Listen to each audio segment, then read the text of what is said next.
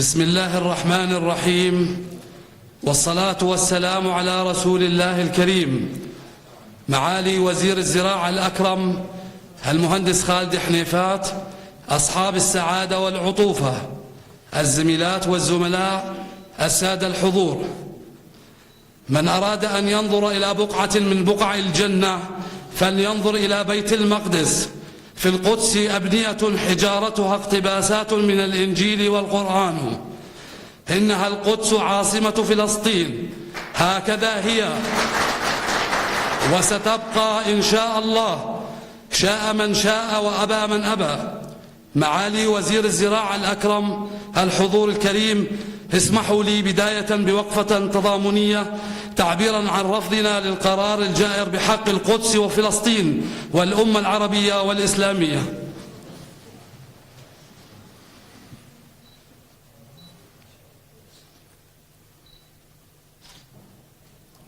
شكرا. اسمحوا لي بداية مع كلمة سعادة نقيب الأطباء البيطريين الأردنيين الدكتور مهدي العقرباوي، فليتفضل مشكورا. معالي وزير الزراعة، أصحاب العطوف والسعادة، مساء الخير. أولا الحقيقة يسعدنا ويشرفنا حضور معالي وزير الزراعة اللي الحقيقة من بداية استلامه لمهامه في وزارة الزراعة ما كانش إلا الرجل الميداني الحقيقة اللي يتابع كل نشاطات والفعاليات الزراعية في كل المحافظات. الحقيقة أنا حضرت معه أكثر من لقاء، كان يومه كامل يكون بفعاليات، وهو رجل ميداني بحق، وإحنا الحقيقة بنعتز وبنفتخر بمعاليه، وهو داعم لكل النشاط الزراعي وكل القطاع الزراعي، ونأمل أنه يقدم الدعم للثروة الحيوانية ولمهنة الطب البيطري. وهو كذلك الحقيقة من ما أجى لوزارة الزراعة ما قصر على الإطلاق مع مهنة الطب البيطري والثروة الحيوانية والقطاع الزراعي بشكل كامل. احنا بنثمن الحقيقة هذا الإنجاز اللي بفترة بسيطة لمعاليه، وأنا سمعت منه أنه صار توفير يمكن 100، بدي أسبقه بالحديث، يمكن هو يحكيها بس أنا بدي أسبقه، 160 مليون بسبب قرار اتخذه ونظم موضوع الاستيراد وما إلى ذلك. فإحنا الحقيقة بنحيي معالي وزير الزراعة على خدمته للبلد، وهو شخص معروف في الأردن بنشاطه قبل أن يكون وزيرا للزراعة. الحقيقة احنا أيضا كنقابة بنعتز بهذه الوجوه النيرة اللي أتحفتنا بحضورها بهذه الورشة أو هذه المحاضرة العلمية اللي بتهم كل القطاعات واللي لها تأثير مباشر على صحة الإنسان. الحقيقة وزارة الزراعة أيضا كما علمت أنه يمكن خلال 2 أو 3 أشهر رح يكون مختبر جاهز للمتبقيات، والحقيقة احنا كأطباء بيطريين أيضا نسعى إلى صحة الإنسان، وهدفنا الرئيسي هو صحة الإنسان.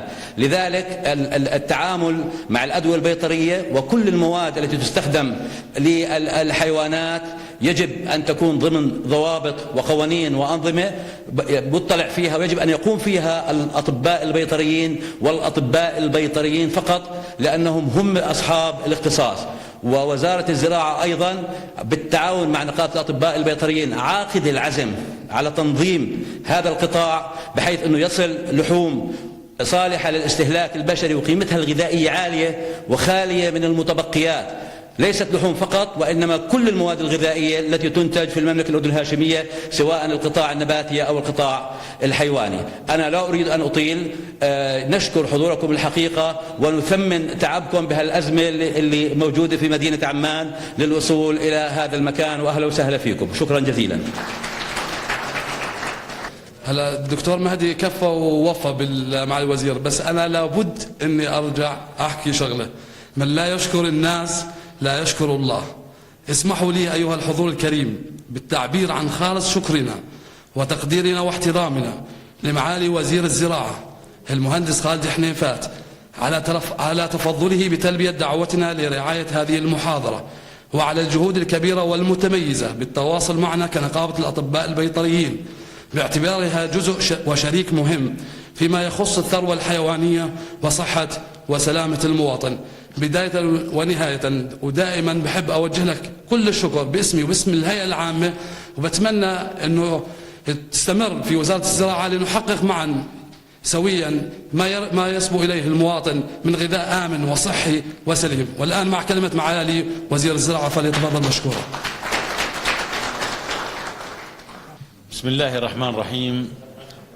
أصحاب السعادة والعطوفة، السيدات والسادة، أسعد الله مساءكم.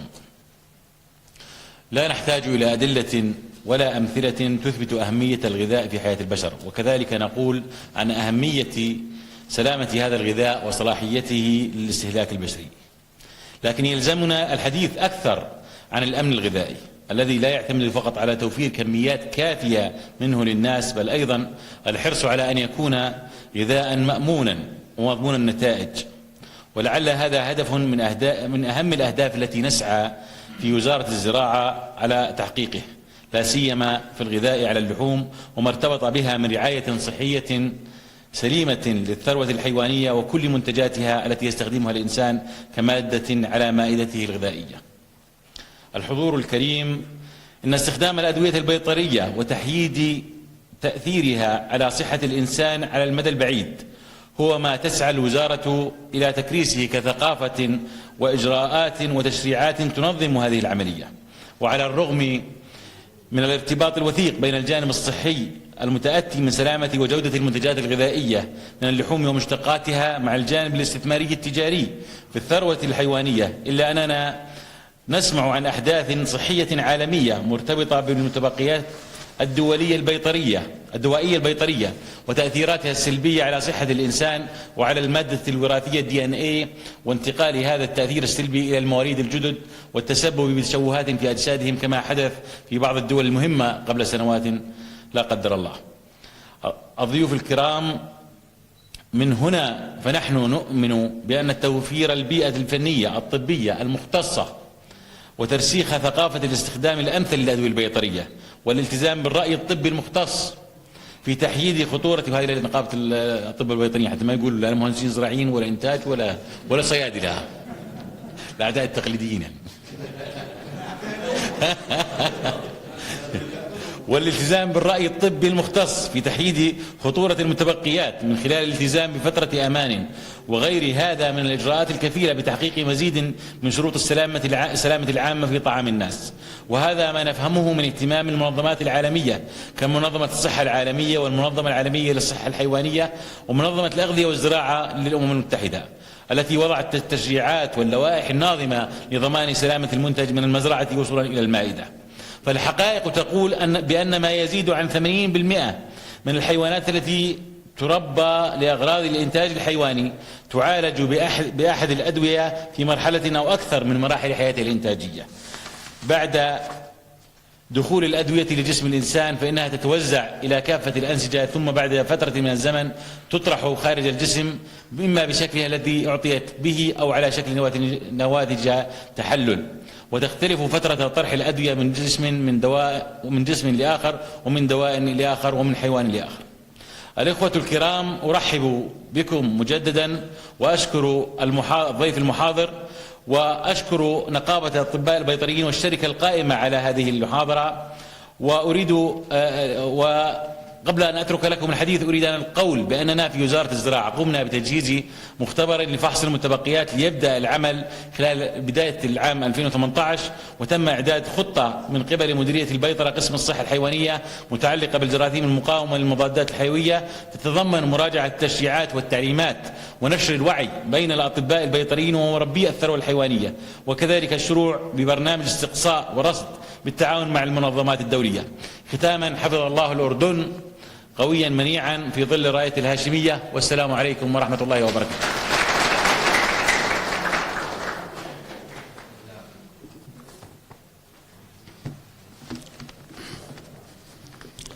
المتبقيات الدوائية وأثرها على صحة الحيوان.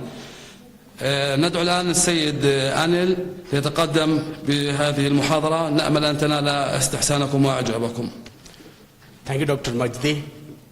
So, Assalamu alaikum and good evening to everyone. We are going to, I'll be talking in English. We are going to talk about the drug residues in food, the solutions what we have as a company. So few slides on the risk. We start with the antibiotic residues. It's a global health hazard at the moment. In the conversation what I had before starting the event, when we were waiting for all of you valuable guests, the cattle, the cows, the poultry birds, whatever, need to be treated with antibiotics in many occasions, individually and as a group, because the animals are in the farm. So the residues of these antibiotics will be present in the meat, and not only in the meat, it will also be present in the animal products like milk, egg, etc. So the antibiotic resistance, the multiple drug resistance on the human body is a very interesting discussion at the moment, because there was a common belief that the multiple resistance to the antibiotic is occurring to the human beings because of the abuse of antibiotic treatment. But later we realized that it is not only through the antibiotic abuse, it's also through the normal foods what we are taking, which has the contaminants or the residues of antibiotics. My English is not very good, so at any point of time, if you feel that you need to understand, please stop me, I can clarify and go further. Yeah? So, antibiotic residues are always a concern, like I explained, and there are a lot of international regulations which stipulates where we need to control and where we need to stop. As I said, it is not only in milk, meat, seafood and egg. Honey is quite interesting subject, because we all believe that the honey is produced in the mountains, in the villages. Where is the possibility of having antibiotics in honey? But quite interestingly, to keep the honey bees healthy or prevent them falling into sick, some of the vet doctors will prescribe antibiotics to the honey beekeepers. And what they do is, sorry? I could not understand you. Sorry? Yeah, there are many. So what they do is they mix the antibiotics with water, and the water will be kept near to the farm, and the honeybees will go and they drink this water, and the residues of these antibiotics will be present in the honey. So the dangerous thing is, regionally, I think regionally in Middle East, honey is one of the integral part of our breakfast. The children are taking a lot of honey. Everybody is taking honey during the breakfast. So there is a risk of antibiotic residues in meat. There is a risk of antibiotic residues in milk. There is a risk of antibiotic residues in seafood. There is a risk of antibiotic residues in egg. And there is a risk of antibiotic residues in honey. That means you are taking antibiotics every day in different forms throughout your food. It is a huge risk. Yeah? And another area where we need to be careful in terms of food safety is the mycotoxins. The grains are mostly produced in the countries where we have high humidity. And if the humidity level is high, then there is a possibility that your grains can be contaminated with mycotoxins. It is a naturally produced toxins. But if the toxins levels are going high, it is hazardous to your health. So this is one of the area where we should concentrate other than antibiotics. The fourth area is quite interesting. Pesticides. Pesticides is one of the dangerous area where people are getting giving a lot of attention nowadays. It's necessary or it is essential to use pesticides. But at the same time, taking pesticides along with the food is extremely dangerous. So the residues of the pesticides are present in various foods. It would be difficult for you to believe that we have found pesticide residues in honey, because the farmers are putting pesticides in the farm and the honeybees are going and taking from the flowers. It will be carried into their boxes and the residues of the pesticides will be present in honey. So there is hell a lot of risk in the food what we are eating every day. Yeah? So what we have from the international regulations, I believe you will be aware about this. Mainly there are two international regulations. One is from the United States of America, the USDA, United States Department of Agriculture. It is called the Codex Alimentarius Commission. They have stipulated the food safety standards where it is clearly mentioned what is the limits of antibiotics, limits of pesticides, the limits of steroids, the limit of hormones, etc., in the food, as well as the mycotoxins. And the second international regulation is the European Commission's EU regulations, the European Union regulations. I had a meeting with the Jordanian Food and Drug Administration, JFDA, and I understand that you are following the Codex Alimentarius, the US regulations. Both the regulations are excellent, but when it comes to the EU regulations, the European regulations are much more stricter and stringent. That means if you want to pass a food or if you want to certify a food that it is safe to eat, it's easy with the Codex, but it is extremely difficult with EU regulations. That does not mean that the food which is certified by Codex is not safe. But what I'm saying is, if there is a minute amount of antibiotic present in the food, the EU regulation says that it is not at all safe to eat. If you take milk as an example, the EU regulation states that you need to test for 45 various tests to ensure that the milk is safe to drink. If you want to drink milk, and if you want to say that the milk is safe to drink, you need to test it for 45 various analytes. And if everything is 0, then you say that the milk is safe to drink. This is according to the EU regulation. So the EU regulations are quite strict. Yeah? So, those are the areas. I did not take much time. Those are the areas where we have the risk.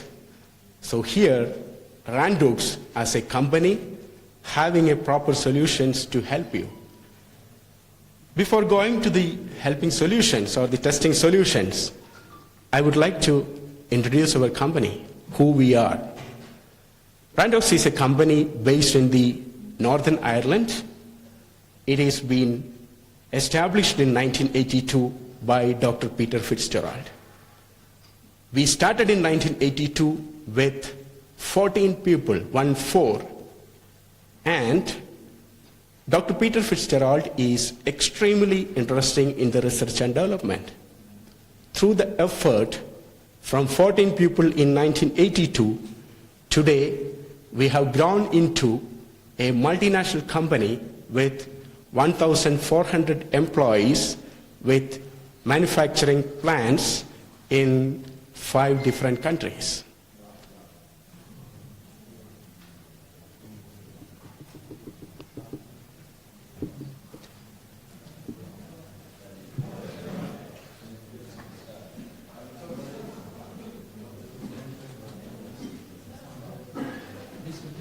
Yep.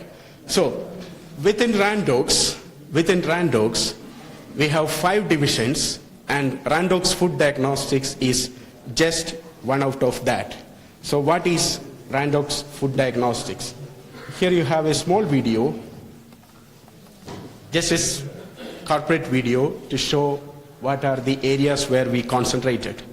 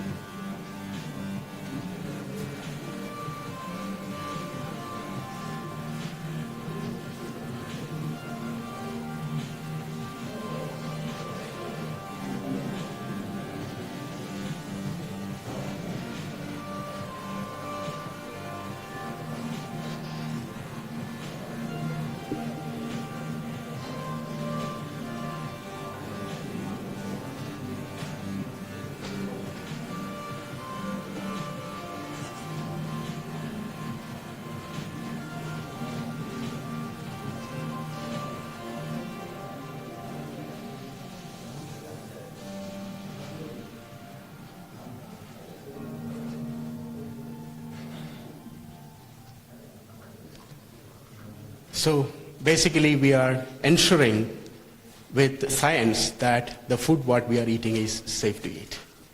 The areas where we concentrated mainly are in the meat, seafood, feed and grain, honey, milk.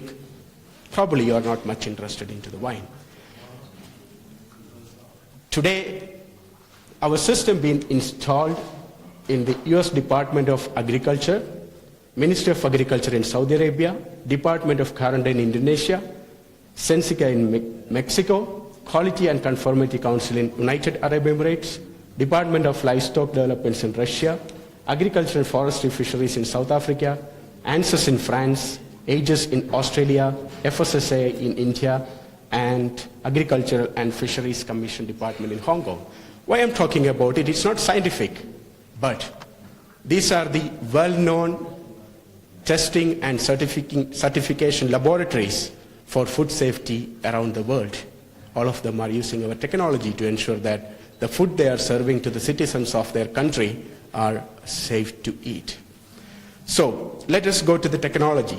So the technology what we are going to talk today is called biochipper technology. It is a patented technology with Randok's food diagnostics. How does it work is, what you are seeing in my hand is called a biochip carrier. It is exactly the same what you are seeing here. The size of one white square, is 9 millimeter into 9 millimeter, that is 9 millimeter square. And one white square is called one biochip. So basically, in this carrier, you have 9 biochips. This is the magnified view of one biochip, just one biochip, you magnified here. So inside this biochip, you can see so many dots. So the maximum possibility is 5 into 5. It's only 5 into 3 here, but the maximum possibility is 5 into 5, that is 25 spots inside one biochip.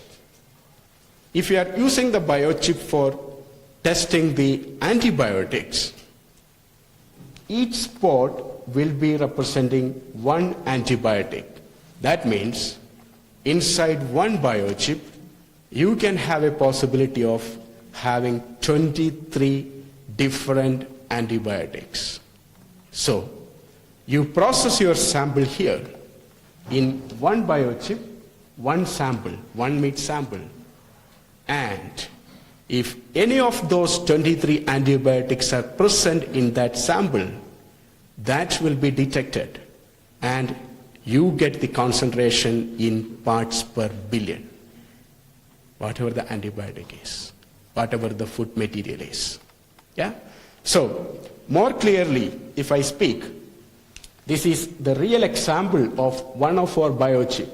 The name of the biochip is called antimicrobial array 2.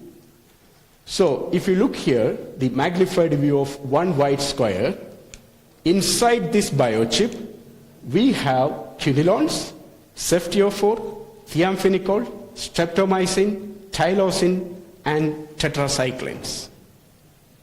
You put your sample, if ceftiophore is present, if tetracyclines are present, if thiamphenicol is present, it will be detected and you get the concentration in parts per billion.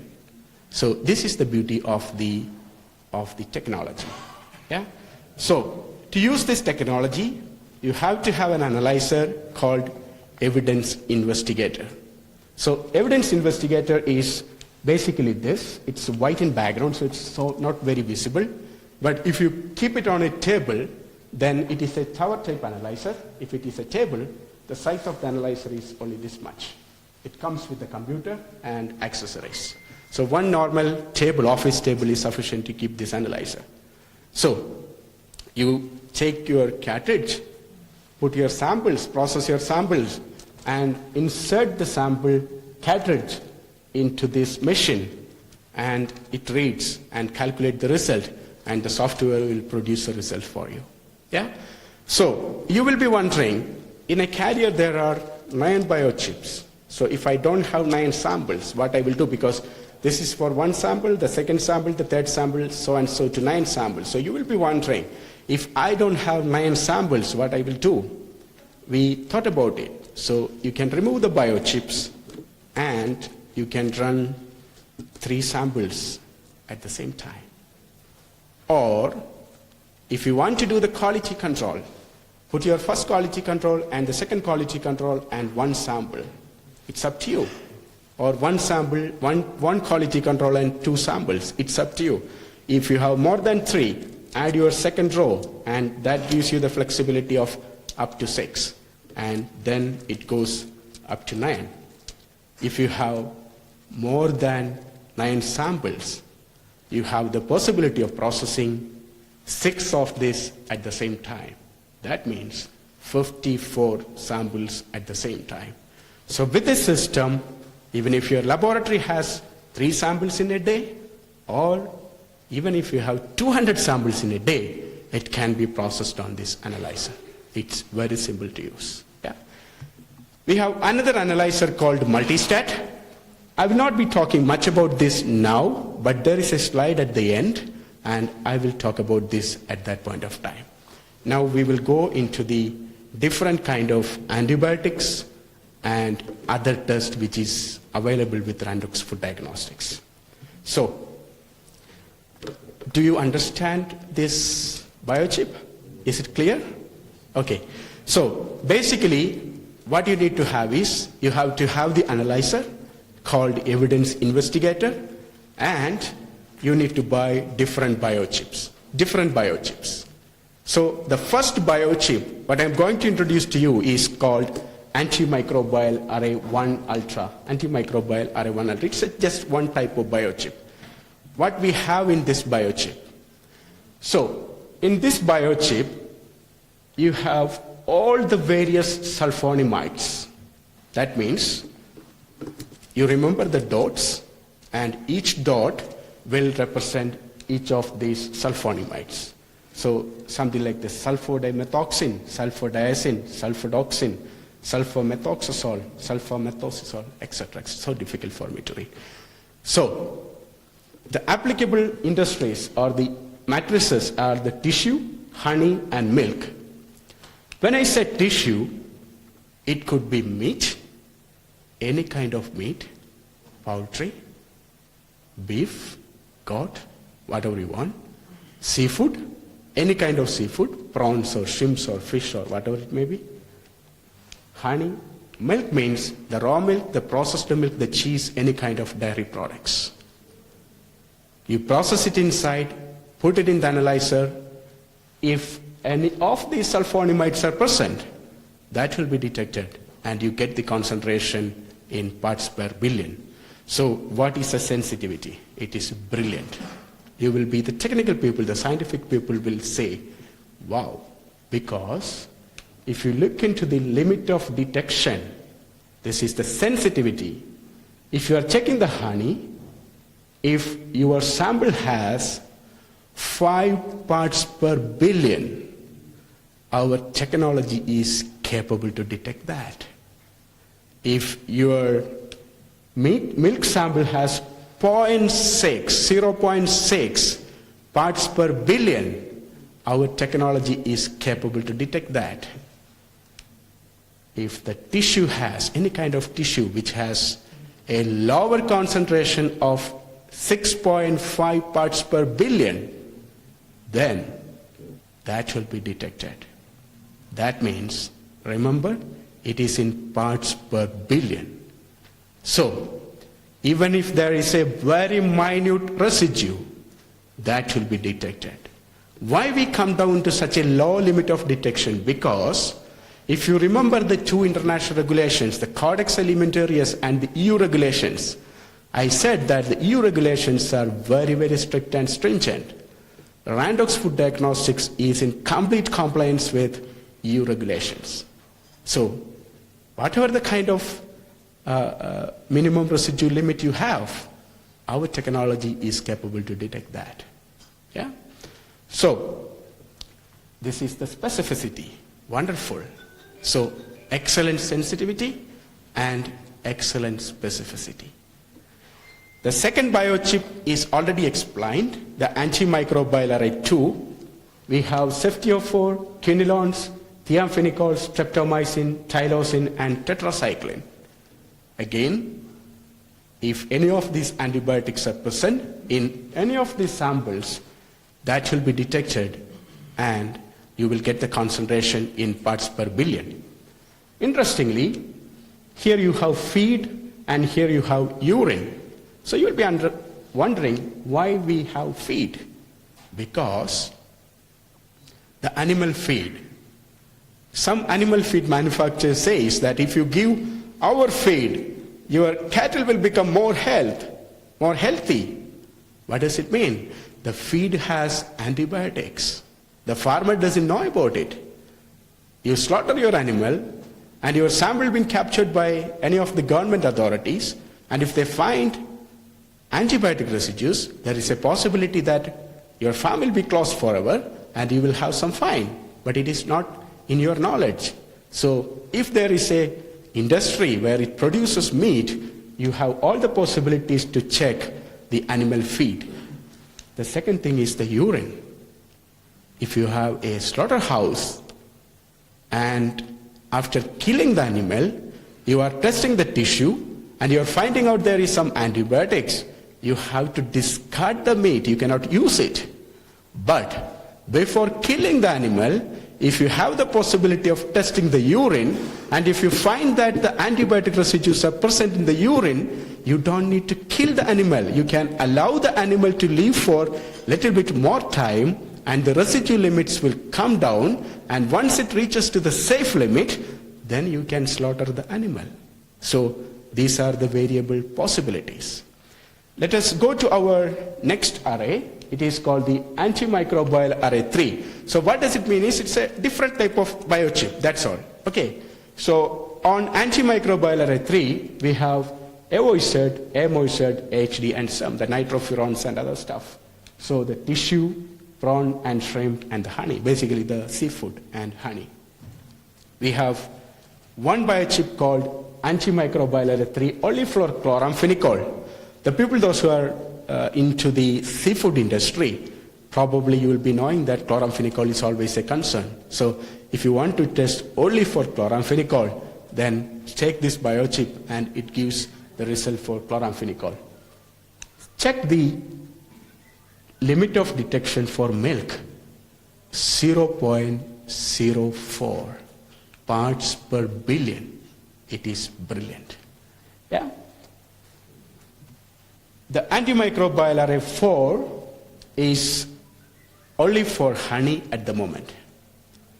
So I would add something now. Randox is having a very strong research and development team. Around 24 scientists are working all 365 days. So if there is a new drug which has been found, and if an assay needs to be developed, we have a strong research and development team to do that. And if a sample matrices has to be added, our technical team is capable of doing that. Till last year, we spent 214 million British pounds for research and development. 214 million British pounds for our research and development. Yeah? So, if you look into this antibiotics, this is quite interesting because the amikacin, apramycin, bacitracin, erythromycin, lincosamides, neomycin, spectramycin, spiramycin, streptomycin, tobramycin, tylosin, virginiamycin. These are the common antibiotics which the human beings are taking in most of the times.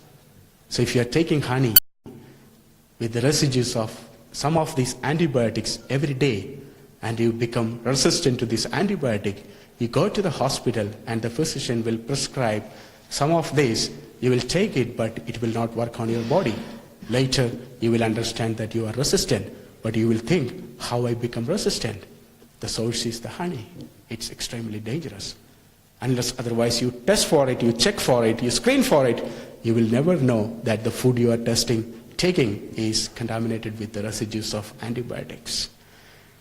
We have one more array for antibiotics. It is called the antimicrobial array 5, which has the nitroimidazoles and chloramphenicol. Yeah?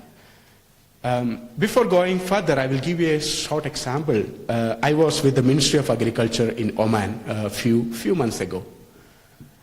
And when I speak to the Director General responsible for the honey, not for the honey, the food, he gave me some honey to taste it, just to taste it, because I don't know how many of you are aware that Omani honey is one of the most expensive honey in the world. A little bottle is costing more than $100 US. So for me, it's quite expensive. Oh, I said, sure, because it's one of the most precise honey in the world, and if I get a chance to taste it, definitely I'll go for it. During the discussion, I just asked, what kind of test you are doing on it? And he said, oh, we check for the glucose, fructose, HMF, and other stuff. Have you ever checked for antibiotics? He said, no, because these honey are produced in the mountains of Oman, and what is the possibility of having antibiotics in it? I said, if you don't mind, give me a few samples. I will take it to UK, and we will test it in our research and development lab. And eventually, I have the result in my laptop, and we found chloramphenicol, nitroimidazoles, and nitrofurosone, I think, are present in the honey. I went back and given the result to the Director General, and he got shocked, and he said, how is it possible? We said, if you need to know how is it possible, you need to talk to your beekeepers.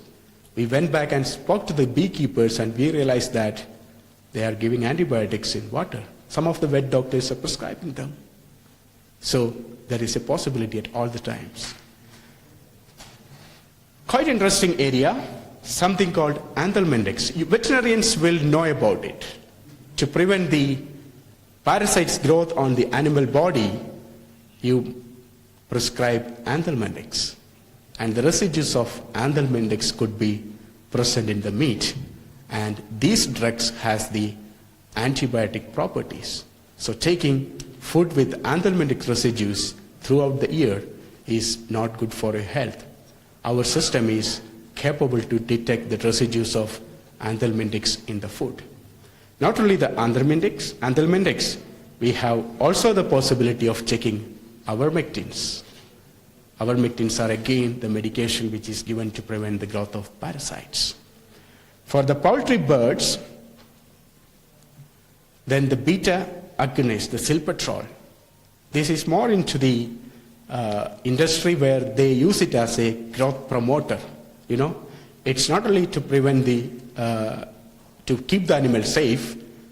Sometimes the silpetrol is being prescribed to enhance the growth of the animal so that the animal will become very bulky and you get a good amount of meat, but it is not safe to eat. our system can check for it. Beta-lactams are mainly the antibiotics, but again, this enhances the production of milk. It produces more milk from the cow. So we found a lot of beta-lactams positive in many milk samples. Yeah? I don't know whether we are getting Almarai here. Almarai, the Saudi brand. Yeah? Or we found mycotoxins present in Almarai milk. And this milk was tested in the royal kitchen of His Majesty Sultan Qaboos of Oman. So, yeah, sometimes it happens.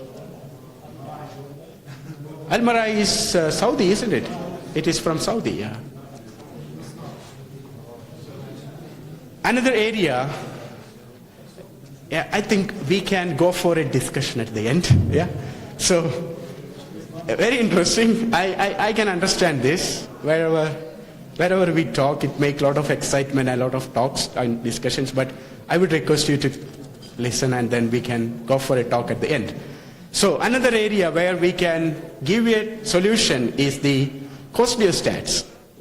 Coccidiostads are the medicines which given to the poultry birds to prevent the parasites' growth. And the residues of these parasites, the anti-parasite medication could be present in the egg. And you can test the residues of coccidiostads in egg on our technology. Yeah? The most interesting area.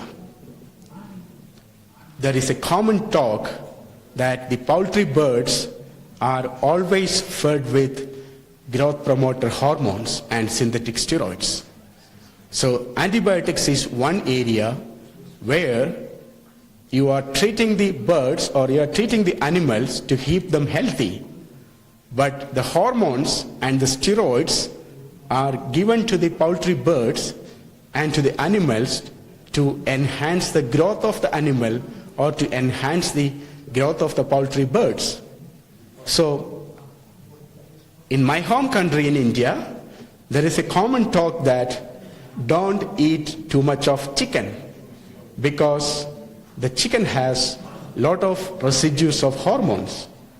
And if you take this regularly, it can induce cancer in your body. It is carcinogenic. Are you talking the same language here or you don't? In Lebanon, yeah, okay.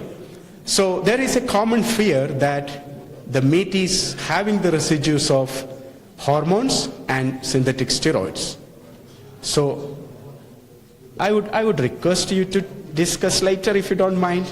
It is distracting the attention. I'm sorry for that, but so the residues of the hormones, the synthetic steroids, could be tested on our system. It is possible. So for the growth promoter, we have an array called ractopamine array. Then we have the synthetic steroids array for testing the various synthetic steroids. You must be noticing that all of these tests are in one biochip. So if any of them are present, that will be detected.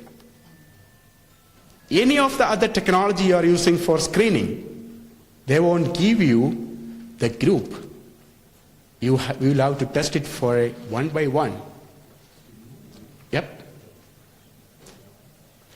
So on a biochip, you are testing as a panel, multiple drugs at the same time. This is a huge advantage for you. So moving forward from antibiotics, ivermectins, anthelmintics, coccidiostads, synthetic steroids and hormones, now the microarray technology or the biochip array technology is also capable of detecting mycotoxins. So the mycotoxins is again a very interesting area where people are always afraid of. On our system, there is a biochip called the Myco10, and the Myco10 biochip has all the various mycotoxins, including the aflatoxin B1, aflatoxin G, fuminosin, ochratoxin, ergot, T2 everything. So, if you put your sample, insert into the analyzer, any of these mycotoxins are present, that will be detected, and again you get the concentration in parts per billion. If you do not want to test all the 10 mycotoxins, choose or go for the myco 7 array. So there are 7 mycotoxins which is being taken from the 10. If you do not want to test all the 7, then go for a flexible array. Choose any 3 or more than 3 from the group of 10, and we can make a specialized, customized biochip for you. Yeah? So that is called the mycoflex array. Now, we are going to a new biochip called Infiniplex. In the beginning, I said, one white square, you have 5 into 5, 25 test regions. And the maximum test port at the moment is 22, because 3 will go for our internal quality assurance process. Last year, we developed a new biochip called Infiniplex array. The difference is, in the normal biochip, if you have 5 into 5, in an Infiniplex, you have 7 into 7 test port. That means 49 test regions inside one biochip. In the same biochip, in the same 9 into 9 millimeter square, you have 49 various test port. So, it is a brilliant development. You put your sample here, insert into the analyzer, and today we are using 43 test regions. And if any of the 43 antibiotics or hormones or mycotoxins or whatnot is present, that will be detected.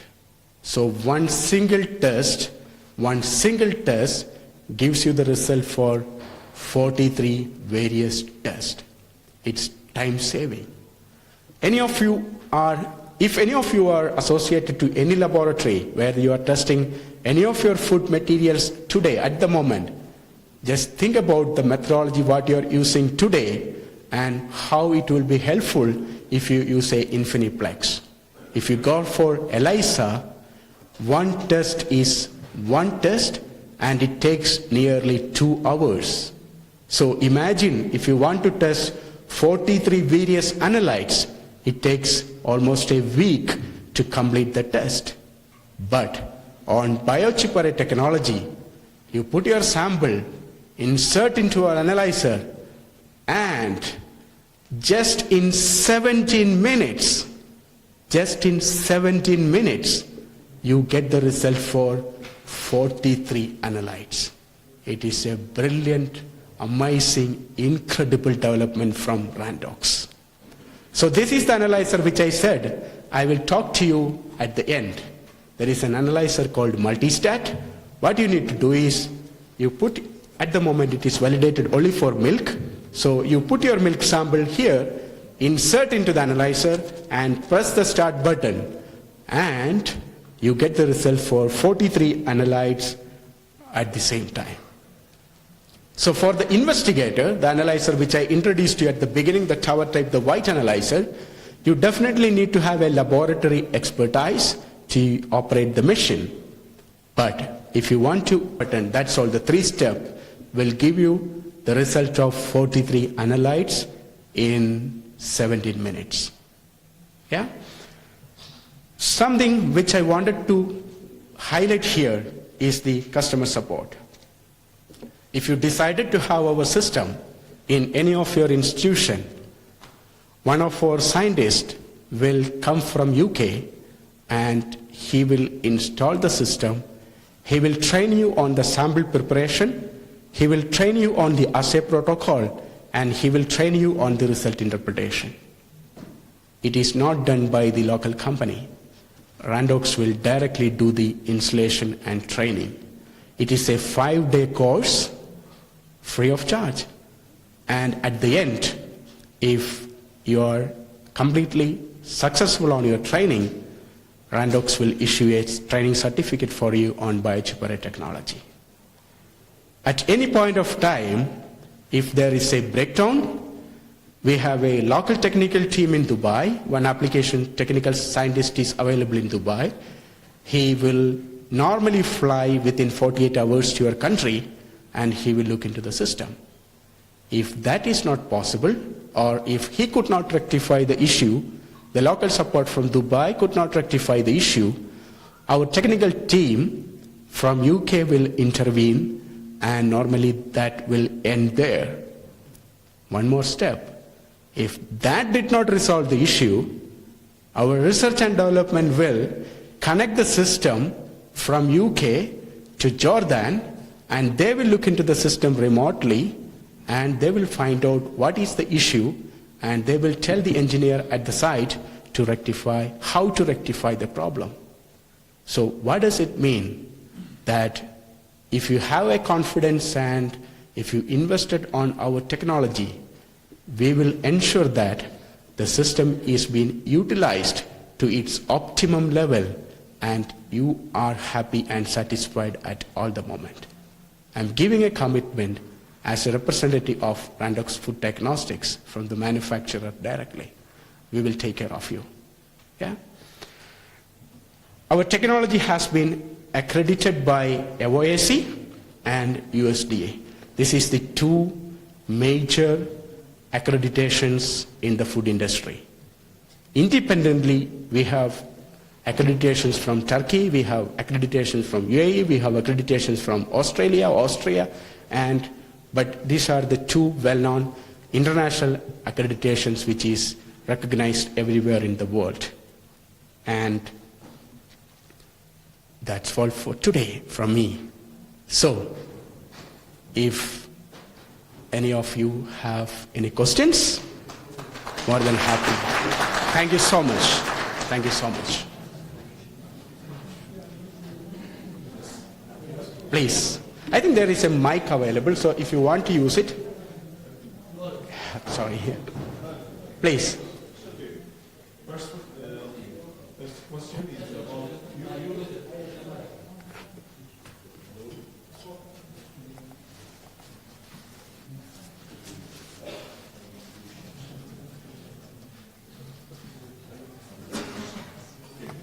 First question is about you said about quinones, tetracyclines. Yeah, this is a wide range of tetracyclines. Yeah. It's not specific about oxytetracycline or. Yes. Our technology is capable of detecting all the groups. So the test spot is mentioned as tetracyclines, but the spot is cross-reactive to the complete group of tetracyclines. So what I will do is, after the event, if you can leave me your email ID, I will send you an email with the package insert of the kit, and that kit explains the various tetracyclines which are cross-reactive to the particular test spot. So basically, if any of those are present, that will be detected. Yeah. But remember, it is going to be semi-quantitative because of the specificity. Those who are 100% specific, you get the complete quantitative result. But if they are not 100% specific, it's all there in the technical sheet. Semi-quantitative.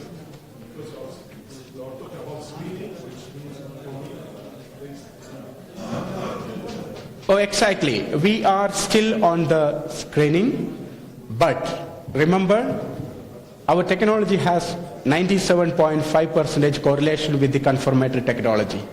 I can give you the scientific documents to prove that. So 97.5% comparing to LCMS and GCMS is something which is extraordinary. Yeah.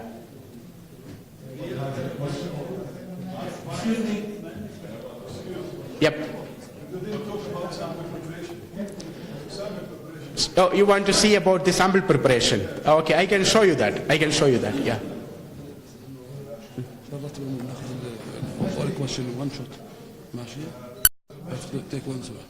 Yeah, sure. Okay. طيب احنا ماشي الحال. هلا خلينا بس نسجل اسامي بس بعد اذنكم، يعني نبلش اذا حابين من هون او يمين، خلينا نبلش بلاش تيامنوا. ماشي. دكتور خالد بنسجل أسامي للأسئلة عشان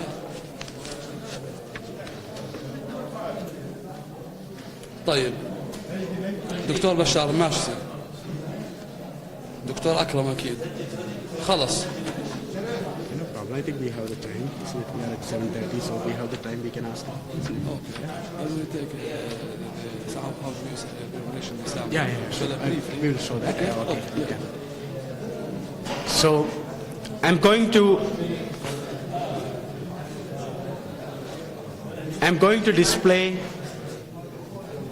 display the sample preparation methodology on biochip because the people, those who are already working with HPLC or LCMS or a GCMS system, you will be excited to see the sample preparation because on the biochip array technology, the sample preparation is quite simple. It's very, very simple. So I will display that here. You can just see it, yeah? So I'm just going to disconnect you for a moment.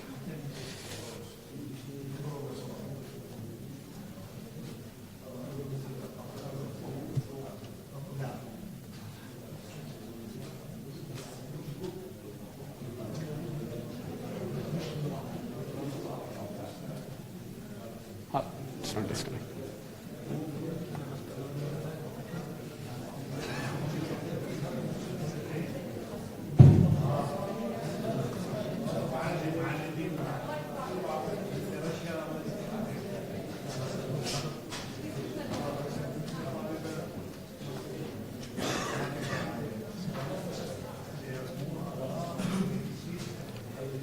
So, basically, ladies and gentlemen, can I have your attention for 2 minutes?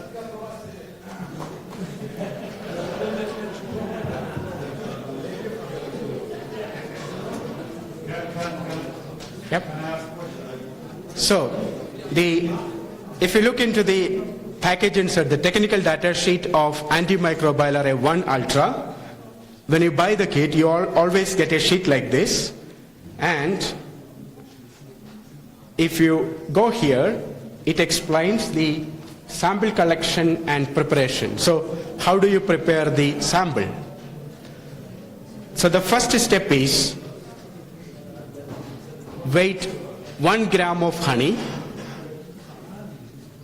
Yeah, just take 1 gram of honey, add 9 milliliter of diluted wash buffer. So the wash buffer is coming inside the kit. You don't need to buy it. You just add 9 milliliter of diluted wash buffer. Place on a roller for 10 minutes to get it mixed properly. Dilute the preparation with an equal amount of wash buffer again. Example 1 milliliter plus 1 milliliter. And the sample is now ready to apply into the biochip. So take 1 gram, mix it with wash buffer, dilute it once again, mix it and apply to the biochip. So whatever the sample you are choosing, you will get a title like this: honey, tissue, seafood, grain, urine, and it explains the sample preparation procedure. So it will be clear for the technical people, but again, remember, whenever you have the system, our scientist will fly, he will explain you, he will demonstrate you, he will stay with you for 5 days, and he will show you how to do it. So you will be clear on that, I believe. Yeah. Regarding the part per million concentrations, can we monitor it, okay, for specific for the limit we need, or it is already fixed by the software, what I shown here, the limit of detection, that is the minimum limit which is possible to detect by the system. So if any residues above that concentration will be displayed on your result.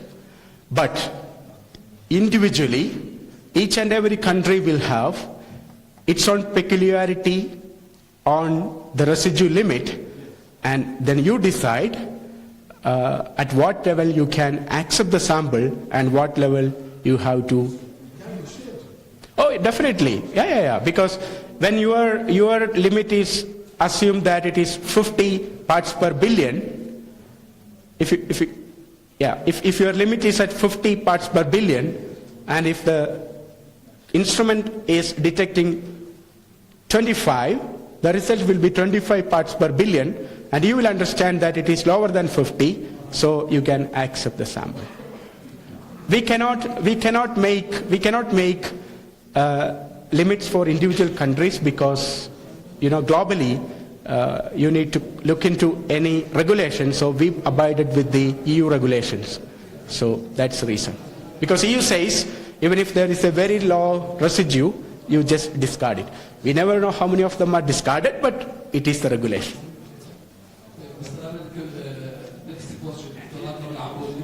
Okay.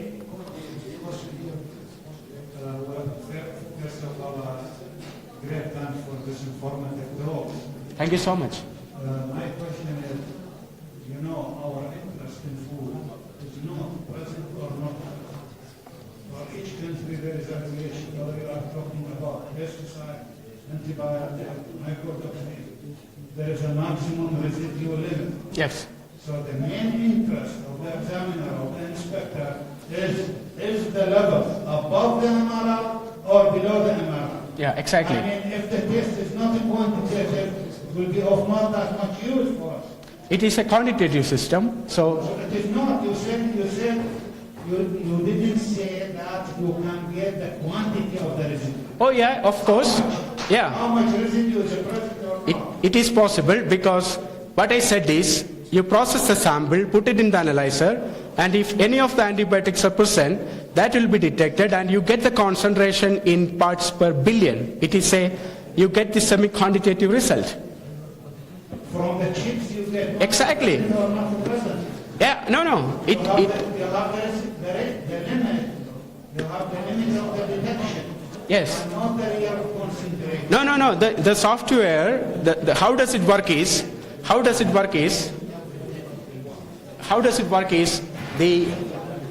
what we are doing is there is a camera which calculates the light which is emitted from the microarray. And depending upon the quantity of the light which is emitted from each spot, the software will calculate the quantity and you get the result in parts per billion. Yeah. I contact your company. Okay. And you send me the brochure. Okay. And the brochure said that it tells you whether it's present or not and the limit of detection. If you It doesn't say it measure the real concentration or not. No, it is. You know whether it is above the MRI or below the MRI. Now, if you are using the multistat, the one which I said in 17 minutes, I totally agree with you that that is a qualitative result, but the investigator is a semi-quantitative result. Investigator gives you the concentration parts per billion. Yeah. I can get you the email ID and I will send you more details. Yeah. Thank you.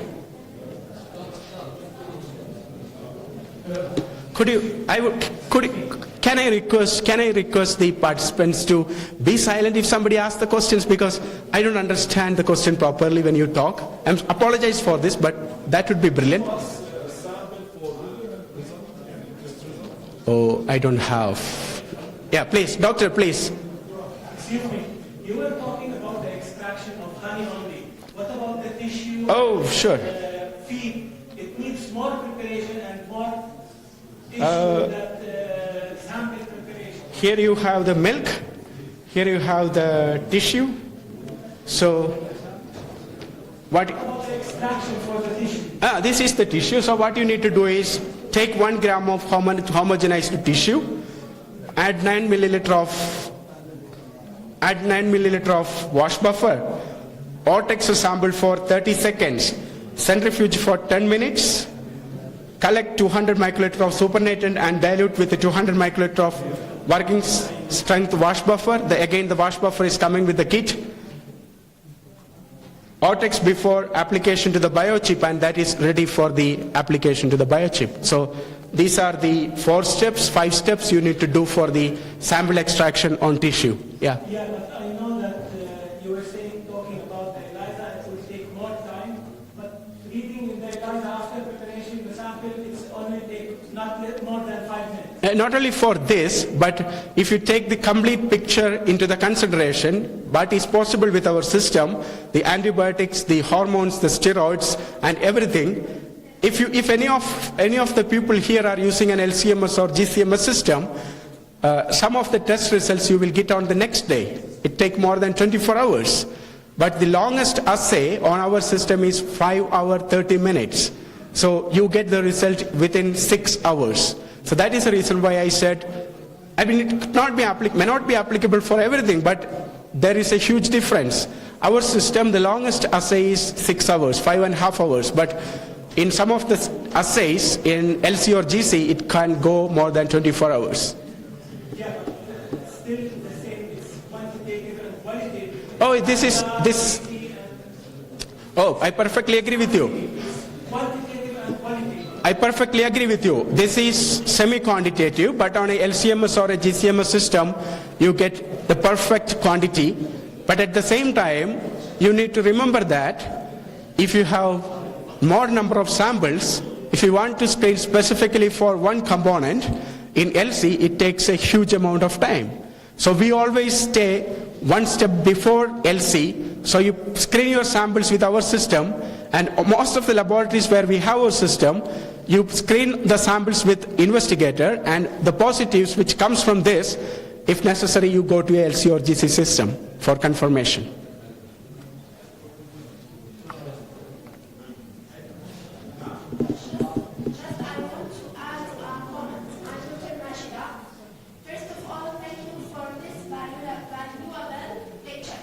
Thank you so much. The comment is about the importance of taking care of the withdrawal period of using of antibiotics, because these things will lead to presence of the antibiotic in the food. For that reason, we use the biochip and these equipments to detect the antibiotic and other biotoxins. Okay? In the other hand, the uses of, for example, the organic food, which is an expensive food, because of it's free of these antibiotics, and they detect the presence of the antibiotic and other residues in it by these equipment. And the most important thing, and the most important job for the veterinarian, to give an awareness for the farmers about the importance of the withdrawal period. They should take care that ending the time and the limited time for the withdrawal period before slaughtering the animal. Exactly. Thank you very much. Yeah, I will add one point here.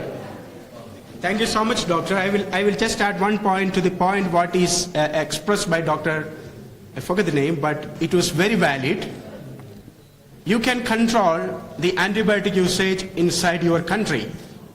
But remember, so many times you are importing a lot of food from the outside countries where you don't have a control. So you need to test them. On the other hand, you will never know whether it is having any kind of residues. Just remember that, yeah. Please. Thank you, sir. You're welcome. مساء الخير أصحاب العطوفة والسعادة. يعني أولا وآخرا نشكر حضوركم ونثمن الحقيقة وجودكم معنا في هاي الأمسية العلمية اللي فعلا احنا بحاجة ماسة لسماع حول موضوع الريزيديوز والمتبقيات، لأنه زي ما شفتوا حضراتكم في أثر مباشر على صحة الإنسان. وبقول لك بالهند ما فيش أكل جاد ويعني للأسف الحقيقة موضوع كثير خطير وموضوع كثير مهم، وإحنا حكينا لمعالي وزير الزراعة وبنحكي لكل المسؤولين في البلد إنه صحة المواطن أمانة في رقابكم، ويجب أن نتحرى الدقة في موضوع الريزيديوز المتبقيات في كل الأغذية، سواء كانت الأغذية الحيوانية والأغذية النباتية وبكل المنتجات الموجودة في الأردن، لأنه فعلا يعني في ضرر واقع. ووزارة الزراعة الحقيقة بشرتنا اليوم أنه خلال شهرين راح يكون في أجهزة للمتبقيات، وكل الوزارات والدوائر الحكومية المعنية بهذا القطاع قاعدة بتطور أعمالها وتعمل أبديت لكل الأجهزة الموجودة عندها حتى توصل غذاء سليم وآمن لمواطننا. مرة ثانية أهلا وسهلا فيكم، نتشرف بدعوتكم لتناول العشاء الآن، وإن شاء الله يكون إشي محرز ومدسم اللي تستمتعوا فيه، وشكرا جزيلا. وكذلك الحقيقة بنشكر الشركة الراعية لهذا الاحتفال، وإحنا كنقابة أطباء البيطريين إن شاء الله راح تشوفوا منا العديد من النشاطات في هذا الموضوع، وبالشراكة مع كل القطاع، شركات الأدوية ومصانع الأدوية، حتى إحنا الحقيقة نثري ونعمل أبديت دائما لمعلوماتنا ونفيد الوطن اللي بحاجة ماسة لخبراتكم وللقدرات الموجودة عندكم. وشكرا جزيلا مرة ثانية. شكرا. So, shukran jazilan and assalamu alaikum.